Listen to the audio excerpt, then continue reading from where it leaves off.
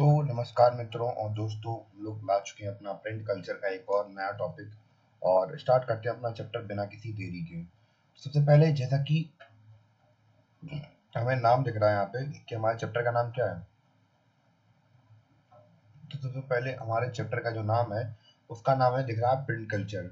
तो अगर हम लोग बात करें प्रिंट की, तो आज के समय पर अगर हम लोग बात करें, आपकी स्कूल की किताबें हुई, आप लोग मैगजीन पढ़ते हो, न्यूज़पेपर पढ़ते हो, तो ये सब किसके अंदर आता है? ये सब क्या है? प्रिंटेड चीजें ही तो है। तो अब ये कैसे जो प्रिंट कल्चर था, हम लोग बात करें जो प्रिंटिंग प्रेस का सीन है, या फिर प्रिंट हम लोग को बुक्स में या नोटबुक्स में देखने को मिलता है, हमारे स्कूल की बुक्स हुई, मैगजीन हुई, बुक्स हुई जो पब्लिश हमें लोकली एरिया में दिखती हैं, तो ये कैसे कैसे इनका स्टार्टिंग हुई और दुनिया में कैसे कैसे इनका चलन चला, उनके बारे में हम लोग बात करने वाले हैं। ठीक है, तो कैसे जो प्रिंट कल्चर है उसका स्टार्ट हुआ और कैसे हम लोग बात करें कि मॉडर्न वर्ल्ड के अंदर आज के समय पर हम लोग देखते हैं कि इसका इन्फ्लुएंस पड़ा। तो किसी भी चीज को जानने से पहले उसका इतिहास जानना बहुत जरूरी होता है। ठीक है, तो हम लोग बात करते हैं फर्स्ट प्रिंटेड बुक्स के बारे में, कि कहाँ पे हम लोग बात करें कि ये जो बुक का कल्चर था ये इवॉल्व हो रहा था, इनको समझ लेते हैं। ठीक है, तो सबसे पहले हम लोग बात करें बुक्स की या फिर प्रिंटिंग कल्चर की, तो वो शुरू होता है हमें कहाँ से, कहाँ पे देखने को मिलता है? तो प्रिंट हमें देखने को मिलता है कहाँ पे? चाइना के अंदर। कहाँ पे? चाइना के अंदर हमें इसका रोल देखने को मिला है।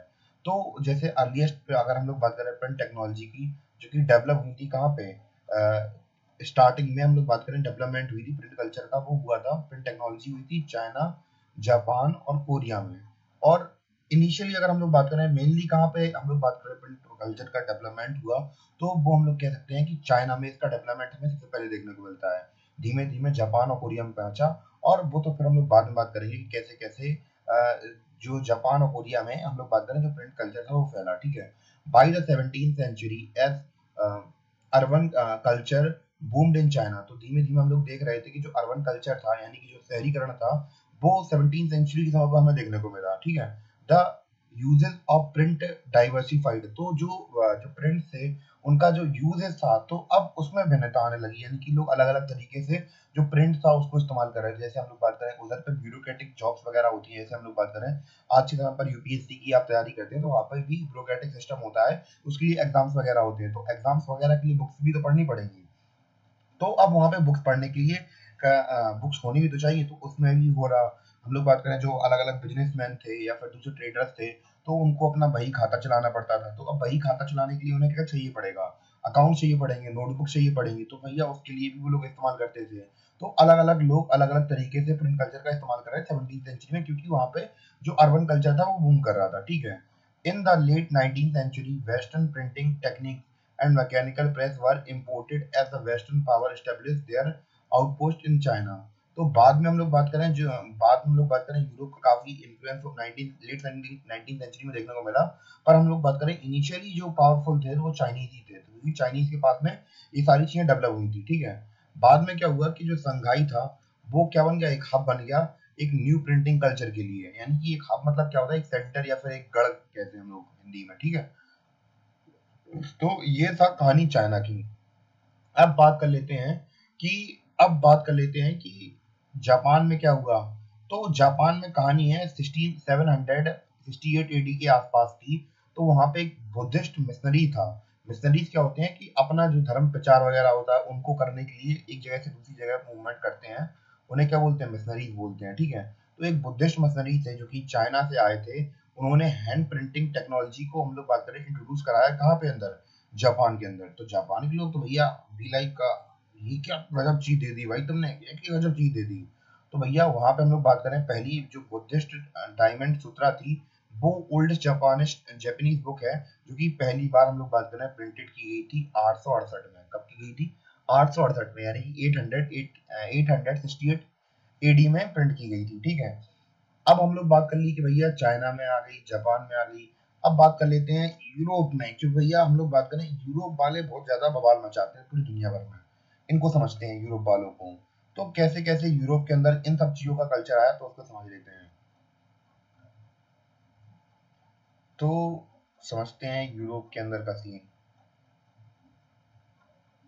तो यूरोप के अंदर हम लोग बात करें कि 11th सेंचुरी के समय पर हम लोग बात करें जो चाइनीज पेपर था वो यूरोप पहुंच चुका था। कब? 11th सेंचुरी के आसपास जो यूरोप था वहां पे सिल्क रूट के थ्रू, किसके थ्रू? सिल्क रूट के थ्रू जो पेपर था वो पहुंच चुका था। और कैसे पहुंचा था उसके बारे में बात कर लेते हैं। तो हम लोग बात करें कि और भी क्या कैसी चीजें हम लोग बात करें यूरोप के अंदर पहुंची, उसके बारे में बात कर लेते हैं। तो हम लोग बात कर रहे थे 1295 की। कब? 1295 की। मार्को पोलो, भैया भैया मार्को पोलो बहुत फेमस आदमी है, इनके आप इनके बारे में आप जो जानते हो तो भैया प्लीज कमेंट कर सकते हैं। तो एक ग्रेट एक्सप्लोरर थे। तो ये रिटर्न किए कहाँ पे? इटली में। और वहां से ये चाइना से क्या ले आए? ये प्रिंटिंग का नॉलेज लेके आए कि अपने साथ में। तो यहाँ पे हम लोग बात करें, जो इटालियंस थे उन्होंने स्टार्ट किया क्या? बुक्स बनाना, वुड ब्लॉक्स बनाना। और धीमे धीमे जो टेक्नोलॉजी थी वो कंट्री यूरोप के दूसरे पार्ट में धीमे धीमे विकसित होने लगी। तो भैया ऑब्वियसली हमें पता है कि अगर कोई चीज हमारे घर में होती है तो धीमे धीमे पड़ोसी को भी लगता है कि भैया कुछ ना कुछ हमारे यहाँ भी ऐसी कुछ आ जाए तो हमें भी अच्छा लगेगा। ठीक है, तो यूरोप के दूसरे पार्ट के अंदर हम लोग बात करें, ऐसे करके इसका स्प्रेड होने लगा पूरे यूरोप के अंदर। As the demand for the book increased, booksellers all over the Europe began exporting books to many different countries। तो भैया धीमे धीमे जब भैया वही है कि अगर पूरे लड्डू पूरे इलाके के अंदर फेमस हो जाएं, जैसे राम किला के लड्डू फेमस हैं, तो वैसे ही हम लोग बात करें उसकी डिमांड बढ़ने लगेगी। डिमांड बढ़ेगी तो भैया उसकी बिक्री बढ़ने लगेगी। तो बट हम लोग बात करें जो प्रोडक्शन हो रही थी हैंड रिटन मैन्युस्क्रिप्ट से, तो भैया सेटिस्फाई नहीं कर पा रहे थे, यानी कि उनकी जो लिखावट की रेट था वो इतना धीमा था कि क्या कहते हैं कि भैया अब लाखों लोग बुक मांग रहे हैं, हजारों लोग बुक मांग रहे हैं और बनाने वाले मात्र चंद है, क्योंकि उस समय पर पढ़े लिखे लोग भी बहुत कम हुआ करते थे। इसलिए जो उनकी डिमांड थी उसको पूरा कर पाना उनके लिए तो बस की बात नहीं थी। Increase demand for book because, क्योंकि इंक्रीज क्यों डिमांड हो रही थी और क्यों हो रही थी? क्योंकि जो कॉपी करना था वो बहुत ज्यादा एक्सपेंसिव था, लेबर्स को बहुत ज्यादा टाइम लगता था। ठीक है, ये बहुत ज़्यादा टाइम कंज्यूमिंग बिज़नेस था, ठीक है? और इसलिए हम लोग बात करें और हम लोग बात करें जो मैन्युस्क्रिप्ट थी, जैसे हम लोग बात करें भारत देश के अंदर, तो जो हमारे यहाँ पे पेपर तो नहीं चलता था पर ताड़पत्र चलते थे। तो मैन्युस्क्रिप्ट बहुत ज़्यादा फ्रजाइल थी, यानी कि बहुत मतलब इन्हें हर जगह पे ले जा पाना बहुत मुश्किल था। इन्हें अजीब लगता था ले जाना, मतलब इन्हें हैंडल कर पाना बहुत मुश्किल था। तो हुआ क्या कि 1430 में जो जॉन गुटनबर्ग थे, इन्होंने क्या किया? नई प्रिंटिंग टेक्नोलॉजी को इस्तेमाल किया, मतलब डेवलप किया। और फर्स्ट नॉन प्रिंटिंग प्रेस हम लोग बात जानते हैं कहाँ पे थी? स्टेनबर्ग में, जर्मनी के अंदर। तो भैया इन्होंने अपनी प्रिंटिंग प्रेस की आविष्कार किया और यहीं से हम लोग बात करें जो प्रिंटिंग प्रेस का बूम था वो यहीं से हम लोग बात करें हमें देखने को मिलता है। तो धीमे धीमे यहाँ से बूम जब शुरू हुआ तो पूरे यूरोप भर में फैला। ठीक है,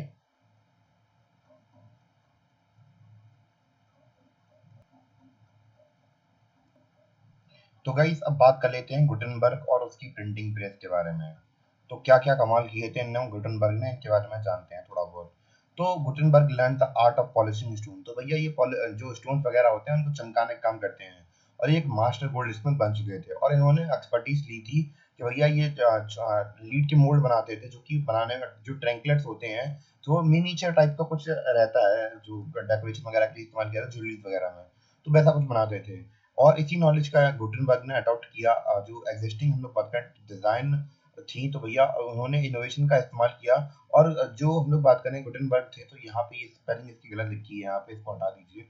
तो गुटेनबर्ग ने, तो ये हम लोग बात करें ये तरह डेवलप आदमी थे, तो भैया समझदार आदमी थे, तो इन्होंने जो by the 1448 Gutenberg projected the system, तो यहाँ पे प्रोजेक्ट लिख दीजिए, प्रोजेक्टेड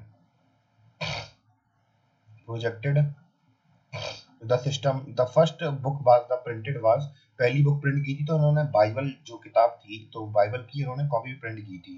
ठीक है, तो उस समय के हिसाब से देखा जाए तो भैया ये बंदा वो कर रहा था जो आज की समय पे इलॉन मस्क कर रहा है, तो उस समय का इलॉन मस्क मान लीजिए इसे। ठीक है, बिटवीन हम लोग बात करें 1450 से लेकर 1550 तक जो प्रिंटिंग प्रेस थी, ये सेटअप की गई अलग अलग यूरोपियन कंट्रीज में। तो धीमे धीमे वही है भैया कि अगर कोई चीज अच्छी होती है तो धीमे धीमे फैलने लगती है। ठीक है, तो ऐसे करके हम लोग बात करें धीमे धीमे उन इलाकों के अंदर फैलने लगी ये सारी चीजें। अब बात कर लेते हैं कि जो प्रिंटिंग रेवोल्यूशन हम लोग देख रहे थे, इतना ज्यादा फैल रहा था, इतना ज्यादा हो रहा था, तो इसका हम लोग बात करें इम्पैक्ट क्या था उसके बारे में बात कर लेते हैं। तो अब जो प्रिंटिंग रेवोल्यूशन है उसका इम्पैक्ट के बारे में बात कर रहे हैं कि इम्पैक्ट मतलब क्या होता है? असर होना, कि क्या क्या असर फैल रहा था पूरे एरिया के अंदर। अब भैया जो न्यू रीडिंग पब्लिक थी, क्योंकि हम लोग अभी तक देख रहे थे जो लोग ज्यादा से ज्यादा पढ़े लिखे लोग तो कम ही थे वहाँ पे, कम से कम मतलब ज्यादा से ज्यादा लोग अनपढ़ ही थे वहाँ पे। तो अब धीमे धीमे जब बुक्स हम लोग बात करें क्रिएटेड हो रही थी, तो वहाँ पे जो रीडिंग का कल्चर था वो धीमे धीमे डेवलप हो रहा था। हम लोग बात करें यूरोप के अंदर जो रेट ऑफ लिटरेसी है, रेट ऑफ लिटरेसी का मतलब है यानी कि वहाँ पे साक्षरता दर कितनी थी, यानी कि पढ़े लिखे लोग कितने थे। तो वहाँ पे जो लिटरेसी रेट था बहुत कम था। जो ज्यादातर यूरोपियन जो जो यूरोपियन थे उस समय पर, वो कैसे थे, were very countries were very low till the 20th century तक। वहाँ पे हम लोग बात करें कि आधे ज्यादा लोग अनपढ़ थे, ठीक है। तो वहां पे ये सबसे बड़ी समस्या रही कि भैया जो कल्चर था, जो रीडिंग कल्चर था, उसको समस्या रही कि वहाँ के लोग पढ़े लिखे नहीं थे। तो भैया बुक कल्चर प्रमोट कहाँ से करते, तो कोई उन्हें पढ़ के सुना देता तो सुन लेते, भैया खुद तो पढ़ना आता नहीं है उन्हें, ठीक है। तो इसके अलावा धीमे धीमे हम लोग बात करें जो प्रिंटिंग थी, तो अब वहाँ पे जो कल्चर था, तो एक बड़ा हर्डल बन के रहा वहाँ पे 20th सेंचुरी तक, ठीक है। इसके अलावा क्या हुआ, हम लोग बात करें जो प्रिंटर्स थे, began publishing popular ballads and folk tales. तो यानी कि वहाँ की जो लोक कथाएं वगैरह थी, तो उनको प्रिंटिंग करने लगे, जैसे कि लोगों को दिलचस्पी बढ़े इन सारी चीजों में। क्योंकि अगर लोग खरीदेंगे, मतलब लोगों को दिलचस्पी बढ़ेगी, तभी तो लोग उनकी किताबें खरीदेंगे, वरना खरीदेंगे क्यों? और जो जब उनकी लोग किताब खरीदेंगे, तो obvious सी बात है उन्हें अर्निंग तो होगी ही होगी। तो ऐसे करके हम लोग बात करें, उन्हें बहुत ज्यादा अर्निंग हो रही थी, क्योंकि भैया वो लोग मतलब लोकल फोक्स वगैरह को भी प्रिंट कर रहे थे, ठीक है। और क्या कर रहे थे ये लोग, और इसमें भैया ऐसा नहीं था कि केवल बना बना दिया तो तभी काम चल गया। तो भैया उसमें पिक्चर वगैरह भी डाल रहे थे, जैसे कि लोगों को देखने में सुंदर लगता है, अच्छा लगता है। तो ये सारी चीजें हो रही थी उस समय पर।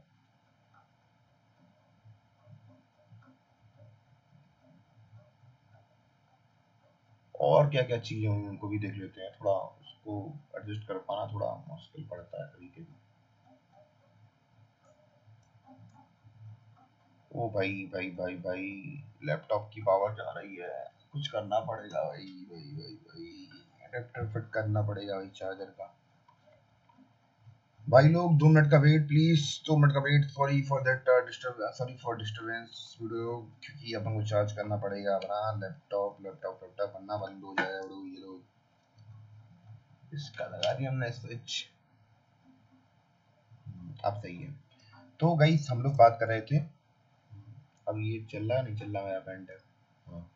तो हम लोग बात कर रहे थे, अब अपना अगला टॉपिक आता है, इसके बाद इसको नीचे करते हैं, थोड़ा सा स्क्रॉल करेंगे। हाँ अब है। तो अब हम लोग बात करने वाले हैं रिलीजियस डिबेट्स के बारे में। तो रिलीजन मतलब होता है धर्म के लेकर डिबेट। जैसे हम लोग बात करें, हम लोग हिंदू धर्म के हैं, तो हिंदू धर्म या मुस्लिम धर्म या क्रिश्चियनिटी से बिलोंग करते हैं। तो अब धर्मों को लेकर क्या डिबेट हो रही थी, और क्यों क्यों जो धर्म थे वो डर रहे थे प्रिंट कल्चर से। तो हम लोग बात करें कि लोग थे उस समय पर, जो लोग मानते थे वो क्या मानते थे कि people believed can to be fear of spread of rebellious and irregular thoughts, irreligious thoughts. तो भैया उन उस समय पे हम लोग बात करें, जो धार्मिक लोग थे, हमें पता है कि 14 15 सेंचुरी के समय पर या 13 सेंचुरी के समय पर जो यूरोप था, वहां पे डार्क एजेस थी। तो भैया वो लोग अपने मन की मैल प्रैक्टिसेस निकालते, यानी कि फालतू के नियम बनाते। तो भैया उन्हें लगता है कि भैया ये लोग अगर प्रिंट कल्चर हुआ, तो भैया लोग अपने आइडियाज को स्प्रेड करेंगे। तो स्प्रेड करेंगे तो भैया जो हमारे विचार हमने डाले हैं, तो वो हट जाएंगे, और अपने जो लॉजिकल थिंकिंग थी, तो वो उसको प्रमोट करेंगे। तो भैया इससे हमारा जो धंधा फैला पड़ा है, तो बंद हो जाएगा। तो इसलिए उन्होंने वो डर रहे थे इससे। तो वही बात कह रहे हैं कि जो रेविलियस यानी कि जो धर्म के खिलाफ बातें लिखी थी, अगर वो फैलती, भैया लोग ज्यादा से ज्यादा प्रभावित होते। और इरिलीजियस थॉट्स अगर फैलते, तो लोगों को धर्म खत्म कम होता। तो अगर धीमे धीमे लोगों का धर्म के ऊपर से भरोसा उठता, तो भैया इनकी जो पावर थी, कि इनकी पावर तो भैया ये लोग वहीं से एक्यूमुलेट कर रहे हैं। तो भैया जब वहां से ही पावर कम हो गई, तो फिर ये लोग पावर लेंगे कहाँ से? तो भैया ये सब का सब जो खेल होता है, ये सब पावर का खेल होता है, ठीक है। ये लोग भी पावर के लिए कुछ ना कुछ कर रहे थे, ठीक है। तो इसी तरह हम लोग बात करें कि ये लोग डर रहे थे। तो 1517 में हुआ क्या कि वहां पे जो एक रिलीजियस रिफॉर्मर थे, जिनका नाम क्या था, मार्टिन लूथर था। क्या नाम था? Martin Luther. इन्होंने क्या लिखी, इन्होंने एक किताब लिखी जिसका नाम था 95 थीसिस लिखी इन्होंने, किताब का नाम था। इसमें इन्होंने बहुत सारी जो प्रैक्टिसेस थी, यानी कि जो हम लोग बात कर रहे हैं रिचुअल्स थे, किसके, रोमन कैथोलिक चर्चेस के, उसके खिलाफ विरोध कर दिया था। अब भैया वहां पे हम लोग बात करें यूरोप के अंदर, और रोमन कैथोलिक चर्च का डोमिनेंस भैया इतना एक समय पर था, पूरी दुनिया कंट्रोल होती थी रोमन कैथोलिक चर्च से। तो भैया अब पहली बार जब व्यक्ति किसी धर्म के खिलाफ जाता है, तो भैया समाज के अंदर बहुत प्रताड़ना मिलती है। हमारे देश के अंदर भी बहुत जो धार्मिक आदमी हुए, या फिर हम लोग बात करें बड़े बड़े लीडर्स हुए, तो अगर वो धर्म के खिलाफ गए, तो भैया उन्हें बहुत बैकलैश देखने को मिला। तो भैया समस्या भी हुई, इनके सपोर्ट में भी बहुत से लोग आए, इनके विरोध में भी बहुत सारे लोग गए। तो भैया ये सब हमें देखना पड़ता है, ठीक है। This lead division with the church. तो भैया वहां पे इससे क्या हुआ, जो चर्च था उसमें डिवीजन हुआ, तो वहां पे प्रोटेस्टेंट हम लोग बात करें चर्च वगैरह बनने लगी, ठीक है, प्रोटेस्टेंट रिफॉर्मेशन हुआ वहां पे, ठीक है। तो ऐसे करके वहां पे जो रिलीजियस डिबेट थी वो होने लगी और वहां पे नया धर्म निकलने लगे, ठीक है, मतलब नई चर्च का नई एक सोसाइटी निकल के आई या फिर एक पार्ट निकल के आया, ठीक है। तो ऐसे करके वहां पे इन सभी चीजों का स्प्रेड हमें देखने को मिला था। अब रीडिंग मेनिया के बारे में बात कर लेते हैं। By the end of 18th century in the same part of Europe literacy rate were high as 60 to 80%। तो भैया हम लोग बात कर रहे हैं धीमे धीमे वहां पे जो लिटरेसी रेट था बढ़ने लगा यूरोप के अंदर। और अब वहां पे अब हम लोग बात करें कि जो बुक कल्चर था वो धीमे धीमे प्रमोट होने लगा। इंग्लैंड के अंदर हम लोग बात करें कि पेनी चैप बुक्स, वहां पे छोटी छोटी बुक्स आती थी जो कि पैटी पेडलर्स के द्वारा ली जाती थी और जिन्हें हम लोग चैपमैन्स बोलते हैं। तो ये अपनी बुक्स को पेनी में बेचा करते थे। जैसे मान चलिए कि आप लोगों ने देखा होगा कि क्या होता है कि अगर किसी पब्लिशर को अपनी किताब वगैरह बुक वगैरह पब्लिश करवानी होती है तो आपको ध्यान होगा कि छोटे जब आप छोटे थे तो वो कुछ लोग अपने साथ कुछ गिफ्ट लेके आते थे स्कूल में कुछ बुक्स को प्रमोट करने के लिए। तो वैसे ही हम लोग बात करें वहाँ पे पेडलर्स वगैरह जैसे वेंडर्स वगैरह नहीं घूमते हमारे यहाँ पे।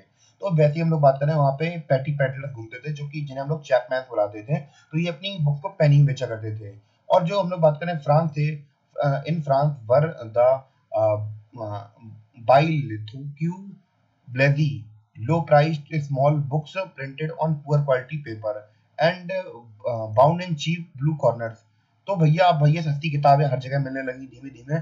जब सस्ती चीजें हो जाती है जैसे मान चलिए कि इंटरनेट है, आज यहाँ पर हम लोग देखते हैं इंटरनेट का यूज हर हर कोई इस्तेमाल कर रहा है, मतलब इंटरनेट वगैरह को, ठीक है। तो क्यों इंटरनेट को हम लोग बात करें कि इतना ज्यादा इस्तेमाल किया जा रहा है, क्योंकि भैया बहुत सस्ता हो गया है। क्या हो गया है, बहुत सस्ता हो गया है, तो भैया सब लोग इस्तेमाल कर पा रहे हैं। तो वैसे ही हम लोग बात करें बुक्स का कल्चर भी था कि वहाँ पे सस्ता हो गया बुक का कल्चर, इसलिए हम लोग बात करें और लोग वहाँ पे इन सभी चीजों को परचेज करने लगे। तो ऐसे ऐसे चीजें स्प्रेड होती हैं भैया। तो जरूरी नहीं कि भैया वही है, जब जियो भैया सस्ता था तो सब लोग इस्तेमाल कर रहे थे। वैसे ये बुक्स को भी हम लोग बात करें कि फ्रांस वगैरह में इस्तेमाल किया जाने लगा। फिर बाद में हम लोग बात करें क्या हुआ कि जो न्यूज़पेपर थे, जनरल थे, तो ये भी इंफॉर्मेशन फैलाने लगे किसके बारे में, वॉर्स के बारे में बताते थे, ट्रेड के बारे में बताते थे और कैसे अलग अलग जगह पर क्या डेवलपमेंट हो रही है, तो इन सभी चीजों के बारे में बताते थे।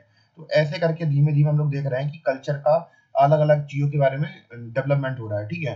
अब बात करते हैं कि जो हम लोग अगर हम लोग यूरोपियन हिस्ट्री पढ़ते हैं तो हम लोग आज के समय पर जो डेमोक्रेटिक वर्ल्ड देखते हैं तो उसकी शुरुआत हमें फ्रेंच रेवोल्यूशन देखने को मिलती है, क्योंकि हम लोग क्लास 9 में पहले ही फ्रेंच रेवोल्यूशन के बारे में बहुत कुछ पढ़ चुके हैं। तो इसलिए हम लोग इसमें अब ज्यादा जाएंगे नहीं। तो हम लोग केवल बात करेंगे केवल उन परिप्रेक्ष्यों के बारे में जिनकी वजह से हम लोग बात करें कि जो फ्रेंच रेवोल्यूशन थी फैली थी किसकी वजह से, इन प्रिंट कल्चर की वजह से। उसके उन तथ्यों को जानेंगे कि प्रिंट कल्चर ने कैसे फ्रेंच रेवोल्यूशन के जो आइडियाज थे उनको स्प्रेड करने में हेल्प की, ठीक है। तो हम लोग बात कर रहे थे प्रिंट कल्चर की। तो प्रिंट कल्चर हम लोग बात करें कि प्रिंट कल्चर ने एक ऐसी कंडीशन बनाई जिसमें हम लोग बात करें जब जो फ्रेंच रेवोल्यूशन थी अगर मतलब हो रही थी उस समय पर, तो प्रिंट कल्चर से भैया जो आइडियाज थे एनलाइटेड थिंकर्स के, यानी कि जो उस समय के विचारक थे जो कि फिलोसफर थे, उनके विचार थे कि भैया के राजा का ऐसे राज रूल नहीं कर सकता है, इतना खराब रूल नहीं कर सकता है। तो उनके जो विचार थे जो कि इक्वलिटी फर्टेनिटी के जो विचार थे उनको पॉपुलराइज किया गया किसकी मदद से, बुक्स की वजह से, प्रिंट की वजह से, ठीक है। Print create new culture of dialogues and debate. तो प्रिंट ने क्या किया, नई डायलॉग्स और डिबेट्स का को कंटिन्यू कराया और एक बनाया, ठीक है। और हम लोग बात करें 1780 के आते आते जो लिटरेचर थी हम लोग बात करें तो वहां पे रॉयल्टी और क्रिटिसाइज करते थे मोरालिटी की बहुत, मतलब कि भैया कि कैसे जो हम लोग बात करें कि जो रॉयल्टी है वो इतना, हम लोग बात करें कि इतने अच्छे से रह रहे हैं, हम जो गरीब लोग हैं तो हमारी कोई सुनता ही नहीं है।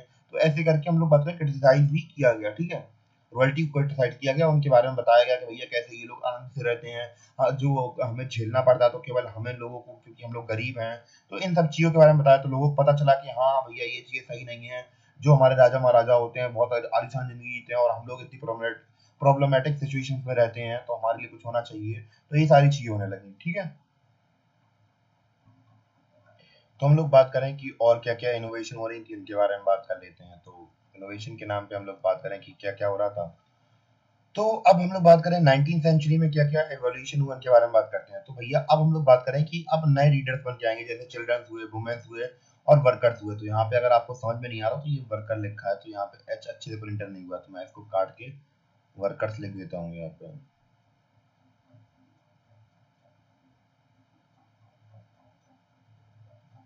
ठीक है, वर्कर्स। तो 1857 में जो फ्रांस था, तो वहाँ पे चिल्ड्रंस के लिए प्रेस, जो चिल्ड्रंस था इनके लिए लिटरेचर के लिए, मतलब चिल्ड्रंस के लिए तो अच्छे से वहाँ पे प्रिंटिंग प्रेस को स्टेब्लिश करवाया गया, ठीक है। वहाँ पे स्टेब्लिश कराया गया।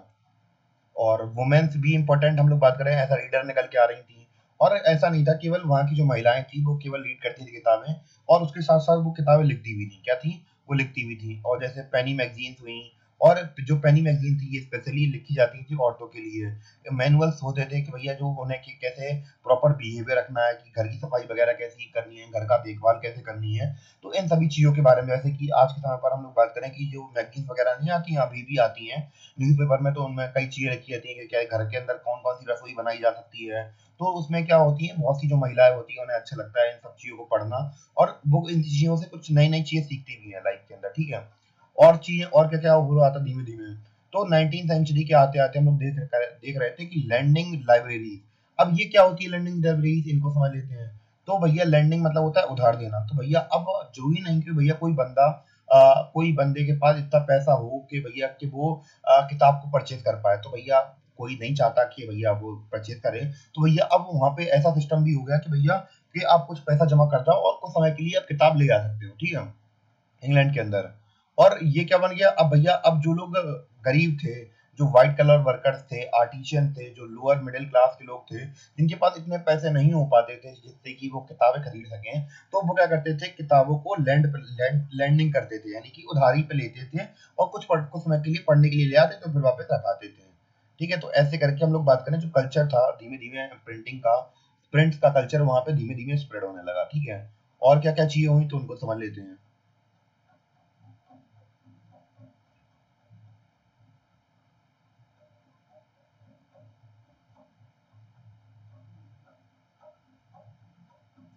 और अब हम लोग बात करने वाले हैं फर्दर इनोवेशन के बारे में, कि जो प्रिंटिंग प्रेस थी उसका जो डेवलपमेंट था वो कैसे कैसे हुआ। तो हम लोग बात करें 19th सेंचुरी की, हम लोग बात कर रहे हैं, तो वहाँ पे एक बंदे थे, कौन, रिचर्ड एम हुई। तो इन्होंने भैया जो पावर ड्रिवन सिलेंड्रिकल प्रेस थी उसको लॉन्च किया। बाद में अगर बात करें कि लेट 19th सेंचुरी थी, तो यहाँ पे ऑफसेट प्रेस डेवलप की गई, जिसमें हम लोग बात करें कि डेवलप की गई, जिसमें कि हम लोग बात करें 6 कलर एक समय पर प्रिंट किए जा सकते थे। और 20 सेंचुरी में तो भैया कमाल ही हो गया। तो भैया जो इलेक्ट्रिकल ऑपरेटेड प्रिंटिंग प्रेस थी, तो भैया इन्होंने बहुत भयंकर बवाल मचा दिया, जो कि लाखों लोग, करोड़ों लोग आज के समय पर किताबें पढ़ पा रहे हैं। तो भैया इलेक्ट्रॉनिक प्रिंटिंग प्रेस से ही हम लोग बात करें, ज्यादा से ज्यादा जो प्रिंट होते हैं वो देखना होने मतलब देखने को मिलते हैं, ठीक है। अब अभी तक तो हमने बात कर ली, दुनिया देश की बात कर ली। अब भैया सबसे प्यारा देश है हमारा, उनके बारे में बात कर लेते हैं, कि इंडिया के अंदर जो भैया प्रिंटिंग कल्चर था वो कैसे इवॉल्व हुआ। तो हम लोग बात करें कि इंडिया के अंदर अगर प्रिंट कल्चर नहीं आया था, उससे पहले हम लोग बात करें ताड़पत्री पे लिखा जाता था, मैन्युस्क्रिप्ट्स के ऊपर लिखा जाता था। तो जैसे आप लोगों ने सब पुरानी मूवीज वगैरह देखी होंगी, कोई देव वगैरह जाते थे तो वो अपने साथ कुछ मैन्युस्क्रिप्ट लेके चलते थे। तो वो क्या होती थी, प्रिंट से पहले क्या चलता था हमारे यहाँ पे, मैन्युस्क्रिप्ट चलती थी। Manuscript were copied as on palm leaves, तो पाम पत्तियों के ऊपर चलती थी, और होममेड पेपर के ऊपर चलती थी, ठीक है। तो इंडिया के अंदर हम लोग बात करें कि प्रिंटिंग प्रेस कैसी आई, तो मिड 16 सेंचुरी के अंदर हम लोग बात करें कि जो एक पोर्टुगीज मिशनरी थे, वो गोवा में आए, और उन्होंने फर्स्ट प्रिंटिंग प्रेस यहाँ पे स्टेब्लिश करवाई, ठीक है। और 1674 में about 15 books have been printed in Konkani and in Konkana language. तो भैया पहली जो बुक्स थी, तो भैया वो अंग्रेजी में नहीं छपी थी, अगर आपको जानकारी हो, वो छपी थी कोंकणी लैंग्वेज में। और भैया लेके कौन आया था किताबों को, तो भैया एक पोर्टुगीज मिशनरी थे। कब लेके आए थे, मिड 16 सेंचुरी के अंदर। तो भैया इससे इंपॉर्टेंट क्वेश्चन बन सकता है, तो इसको मार्क कर लीजिए एज इंपॉर्टेंट, क्योंकि भैया ये बहुत ज्यादा इंपॉर्टेंट क्वेश्चन दिख रहा है, ठीक है। और भी चीजें कैसे कैसे वर्क कर रही थी उनको भी समझ लेते हैं। तो जैसे कि हम लोग बात ही कर रहे थे कि और कैसी-कैसी चीज़ें हम लोग बात करें इवॉल्व हुई। तो जो हम लोग बात करें कोचीन है, तो कोचीन कोचीन इसका नाम चेंज हो चुका है अभी। तो 1500 1579 में जो कैथोलिक प्रीस्ट थे, इन्होंने पहली बार, हम लोग बात करें तमिल बुक प्रिंट करवाई। 1713 में जो कैथोलिक प्रीस्ट थे, तो इन्होंने पहली बार मलयालम बुक्स प्रिंट करवाई। 1710 में जो डच प्रोटेस्टेंट मिशनरी थे, तो उन्होंने प्रिंट की 32 तमिल टेक्स्ट को प्रिंट किया। और 1780 में हम लोग बात करें, जेम्स अगस्टस हॉकी हुए तो इन्होंने एडिटिंग वगैरह स्टार्ट की, जो इन्होंने बंगाल गजट नाम का वीकली मैगजीन थी इसे प्रिंट करना स्टार्ट किया। तो धीमे धीमे करके ऐसे डेवलपमेंट इंडिया के अंदर हमें देखने को मिल रहा था किसका, प्रिंट कल्चर का।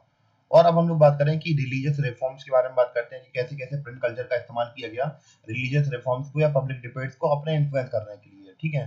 इनके बारे में बात कर लेते हैं। तो फिर अगर हम लोग बात करें कि अगर अर्ली 19th सेंचुरी की बात करें तो यहाँ पे हमें इंटेंस डिबेट देखने को मिलती है रिलीजियस इश्यूज के ऊपर, क्योंकि बहुत ज्यादा कास्ट डिस्क्रिमिनेशन हम लोग देखते हैं कि भैया जो छोटे लोग हैं तो उन्हें जाने नहीं देते थे, मतलब छोटी कास्ट के लोग होते तो उन्हें जाने दे देते। बहुत सारी प्रॉब्लम्स होती थी और अलग अलग ग्रुप में अलग अलग वैरायटी के इंटरप्रिटेशन बताया अपने कि अपने अपने बिलीफ अलग अलग रिलीजन के बारे में बताया। और उसी के साथ साथ हम लोग बात करें कि 1821 में राम मोहन रॉय ने अपनी पब्लिश की क्या, संबद्ध कौमुदी कौमुदी अपनी पब्लिश की। और 1810 में फर्स्ट प्रिंटेड एडिशन आया रामचरितमानस का, तुलसीदास के द्वारा, जो तुलसीदास के द्वारा लिखा गया था। और 16th सेंचुरी में हम लोग बात करें पब्लिश जो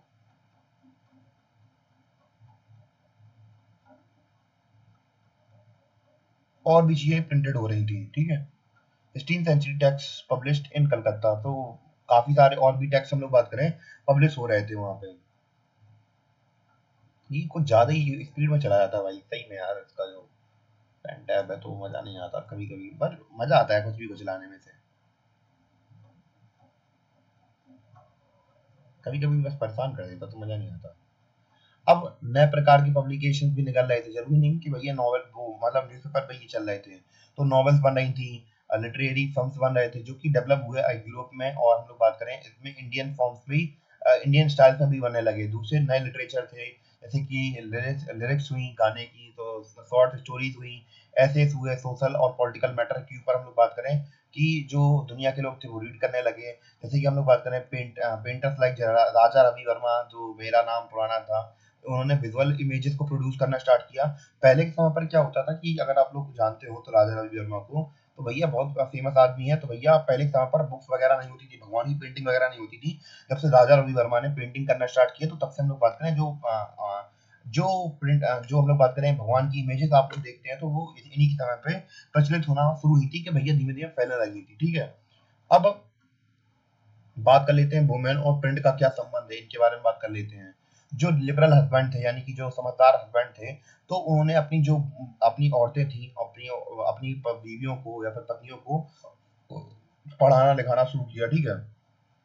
धीमे धीमे जो कंजर्वेटिव थे, यानी कि कंजर्वेटिव मतलब जो अपनी सोच को बहुत पकड़ के रखते हैं, कट्टरपंथी तरीके से, एक तरीके से हिंदू थे, तो भैया वो बिलीव करते थे कि जो लिटरेट गर्ल है वो विधवा हो जाएंगी, यानी कि जो अगर अब महिलाएं पढ़ लिख लेंगी तो वो विधवा हो जाएंगी। मुस्लिम डरते थे कि जो अगर वुमेन एजुकेटेड हो जाएंगी तो वो करप्टेड हो जाएंगी, ठीक है। तो ऐसे करके अलग अलग फेथ लोगों के बीच में अंधविश्वास भरा पड़ा था, ठीक है। जैसे कि अभी आजकल चल रहा है कि एआई जॉब खा जाएगा सबकी, तो ऐसे मन में सबकी चलता रहता है। तो कोई नई चीज नहीं है, तो कोई नई चीज आती है मार्केट के अंदर तो ऐसे ही लोगों के अंदर भय बढ़ जाता है, ठीक है। कि वो कुछ करना नहीं चाहते हैं तो कुछ नहीं तो बातें मारेंगे लंबी लंबी, तो करता है उंगली करते रहेंगे उसे, ठीक है। तो उसमें उससे डरने की बात नहीं है आप लोग, ठीक है। तो इसको थोड़ा मॉडिफाई करना पड़ेगा। अरे यार बार बार ऊपर नीचे जा रही है तो अब समझते हैं। अब बात कर लेते हैं प्रिंट और पुअर पीपल के बारे में, क्या क्या क्या क्या इन्फ्लुएंस था प्रिंट का और गरीब लोगों का क्या क्या मेल मिलाप था उसके बारे में बात कर लेते हैं। 19th सेंचुरी में किताबें बहुत सस्ती और स्मॉल बुक्स आती थी, और जिससे कि मार्केट में कोई भी खरीद सकता था। और भाई अगर हम लोग बात करें लेट 19th सेंचुरी की, वहाँ पे हम लोग बात करें कास्ट डिस्क्रिमिनेशन के बारे में काफी ज्यादा इशूज की गई। उसके बारे में प्रिंटेड हमें बहुत सारे टेक्स्ट देखने को मिलते हैं, ऐसे लिखे गए अलग अलग लोगों के द्वारा कि जो भेदभाव है, जाति भेदभाव है, ये कितनी बुरी तरीके से लोगों को इम्पैक्ट करता है, ठीक है। अब धीमे धीमे हम लोग बात करें सेंसरशिप कैसे लगी थी प्रिंटिंग कल्चर में। तो हम लोग बात करें सेंसरशिप क्या होता है, किसी चीज के ऊपर प्रतिबंध लगा देना यानी कि रोक देना। तो कैसे प्रिंट को रोका जा रहा था उसके बारे में बात कर लेते हैं, ठीक है। इसके बारे में चर्चा करते हैं थोड़ी देर हम लोग। तो हम लोग बात कर रहे हैं कब, 1798 से पहले जो कॉलोनियल स्टेट था, तो भैया ईस्ट इंडिया कंपनी थी, तो इन्हें किसी इतनी ज्यादा मतलब प्रॉब्लम थी सेंसरशिप से। तो 1820 आते आते हम लोग बात करें जो कलकत्ता का सुप्रीम कोर्ट था, उन्होंने लॉ पास किया, कुछ रेगुलेशन पास की कि भैया जो कंट्रोल है, जो फ्रीडम प्रेस फ्रीडम है, उससे रिलेटेड उन्होंने कुछ रेगुलेशन बनाए कि आपको कितनी छूट है कितनी छूट नहीं है। कब 1820 में। और हम लोग बात करें 1857 के बाद, तो भैया चीजें इतनी भयंकर बिगड़ी कि भैया जो फ्रीडम ऑफ प्रेस थी तो भैया वो चेंज ही हुई हमेशा के लिए। और 1778 में वर्निकुलर प्रेस एक्ट लाया गया। इसमें हम लोग बात करें कि जो गवर्नमेंट थी उन्होंने एग्जिस्टिंग राइट्स थे जो कि सेंसर थे तो वो लगा दिए एडिटर्स के ऊपर, ठीक है। कि अगर उन्हें लगता था कि भैया कि हमारे खिलाफ कुछ लिखा जा रहा है, हमारे विरुद्ध यानी कि अंग्रेजों के खिलाफ कुछ लिखा जा रहा है, तो भैया वो छोड़ेंगे नहीं, इनको हटा देंगे, बंद करवा देंगे, ठीक है। और धीमे धीमे पर इसके अलावा हम लोग बात करें कि जो इतने सारे दबाने की कोशिश की गई, फिर भी जो नेशनलिस्ट न्यूज़पेपर थे धीमे धीमे ग्रो करने लगे और इंडिया के अलग अलग पार्ट्स में धीमे धीमे स्प्रेड हुए। और ऐसे करके हम लोग बात करें कि जो हमारी आज़ादी थी उसमें एक काफ़ी बड़ा योगदान है किस चीज़ों का, हम लोग बात करें जो प्रिंटिंग प्रेस है उसका हमें बहुत बड़ा योगदान देखने को मिलता है, किसका, प्रिंटिंग कल्चर का। क्योंकि अगर प्रिंट्स नहीं होते तो लोगों को जागरूक कैसे किया जाता, लोगों को पता कैसे चलता कि भारत माता होती है। क्योंकि अगर हम लोग नेशनलिज्म में बात कर ही रहे थे तो पेंटिंग, गानों से तो हम लोग भैया अपने देश के अंदर नेशनलिज्म की भावना जगाते हैं। तो अगर ये चीजें नहीं होती तो हम लोग बात करके देखते हैं कि ये सारी चीजें डेवलप नहीं होती, तो जो प्रिंटिंग कल्चर है वो कैसे डेवलप होता। तो आप लोग खुद सोच के देखिए, तो प्रिंट कितनी इम्पोर्टेंट, जरूरी है हमारे कल्चर के लिए, हमारे समाज के लिए, हमारे जीवन के लिए। तो आप लोग खुद समझ रहे हैं कि तो बहुत से लोग क्या करते हैं, किताबों को फेंक देते हैं।